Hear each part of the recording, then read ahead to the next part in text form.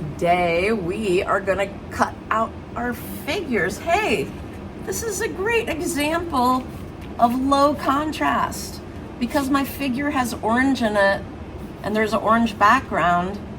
It kind of disappears, and we're going to also paint a background for your figure, so I definitely wouldn't want an orange background. Let's see how it looks with a yellow background. Well, I have yellow too. Purple? You know what? I'm gonna have to paint my own background, and you are too. And we're gonna cut out these figures. Hello, my talented artists.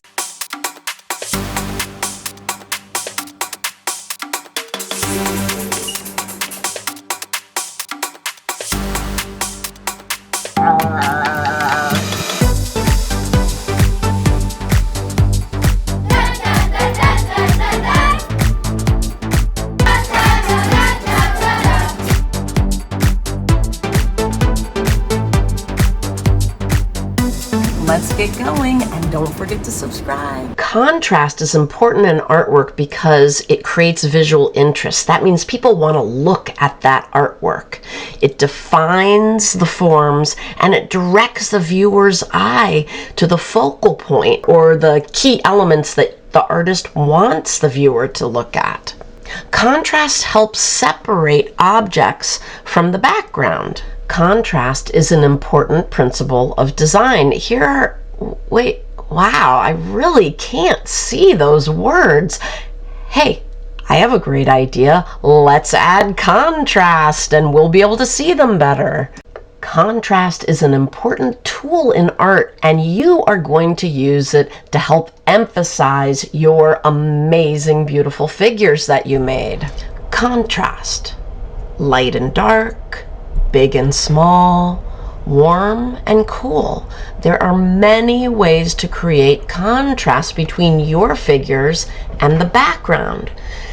We are going to look at two ways to create contrast. One is color and the other is value.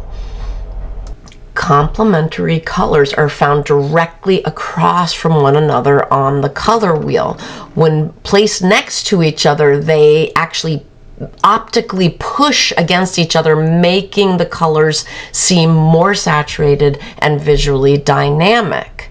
But you don't have to use complementary colors to create contrast with color. You can use warm and cool colors. You can use dark and light colors, which brings us to value. There are some colors that are dark and light, and you can put them next to each other and they create contrast. You can see an example of this in Henri Matisse's Two Dancers. The yellow, the blue, and the red are all clearly defined shapes. But when you darken or lighten colors, that's called value. And you can use value to create contrast in your background. If you notice that your figure has a lot of light colors, you can paint a dark background to create contrast. That's using value to create contrast. In this paper cutout by Matisse, you can definitely see these figures against the background because there is contrast between the light figures and the dark and medium background. The goal is to create contrast between your figures and your background. You can use color, value, or twist. You can use both. We are going to cut out our figure, but before we do that, we're going to think about our background. To create contrast, we need to have a background that is substantially different from our figure. When I'm looking at my figure, it has a lot of middle tones, so sort of mid-value, not really dark, not really light. So to me, I could either use a really dark background or a really light background, or I don't have purple, I could do a purple background. There's not one right answer. We have choices. You're gonna paint a background. Let's start by writing our name, code, and color of your table, and then flip it over. I'm going to add a color to white, and you can choose to add black to a color, so you could have a light background or a dark background, depending on your colors. If your colors are very dark, you should probably go light. If your colors are light, you should probably go dark. So I'm just going to add whatever colors I want to. I actually want this to look somewhat white, although it looks like it may end up being pinky. I don't think I want, that looks kind of off-white. I might add a little more blue, not too much. So I want kind of a neutral off-white color. Make sure that you're mixing your paint completely and that you have enough paint to cover a whole page. Once you have the color you like, be sure to cover the whole paper. The two goals when we are painting with tempera is to smooth out any lumps and to cover all the white of the paper. If you're doing a light color like I'm doing on white, it's easy to miss some of the white parts. Go all the way to the edge.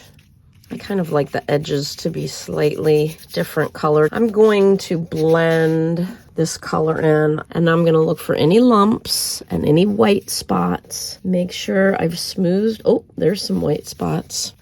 Once you've got your background painted, make sure that you put it in the drying rack, wash your brush, put your messy paper away in the messy paper box, and put your egg carton paint palettes away. The next job we have is to carefully cut out your figure again, and you really want to cut very closely to your black outline that you already have cut.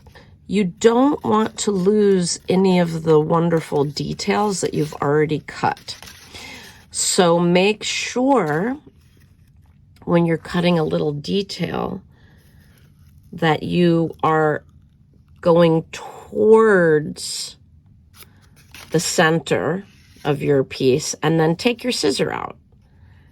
Go back to the edge of the paper and cut from the edge of the paper towards the center of your figure. If a piece doesn't pull out, don't yank it. Do another little cut till it pops out. Now here we go again. Here's a curve that's kind of hard to turn. So I'm going to take my scissor out and come from the edge of the paper in towards the center or the middle of the paper, cutting out these little hard curves and corners. Now, I'm going to show you, if you don't cut neatly, if you just kind of cut around, it's not going to look as good. So I'm going to turn it over, and part of it looks good, but this foot, that doesn't look right? And we still need to cut out that little opening there. So make sure you go back around and say, oops, I didn't quite get this area. Let me neatly cut it out. So that looks like a figure, except for that. Do you remember how to cut this part out? Go ahead and call it out. Right, so we have to fold at the part we want to remove, make a little cut, open it back up. Then we can put our scissor in that slit, make a couple more cuts. And once you feel comfortable, you can continue towards the black part of the paper and remove the shape. Make sure if you cut off your name, you add your name and your secret code to the black side of your figure. And you can store this in your folder.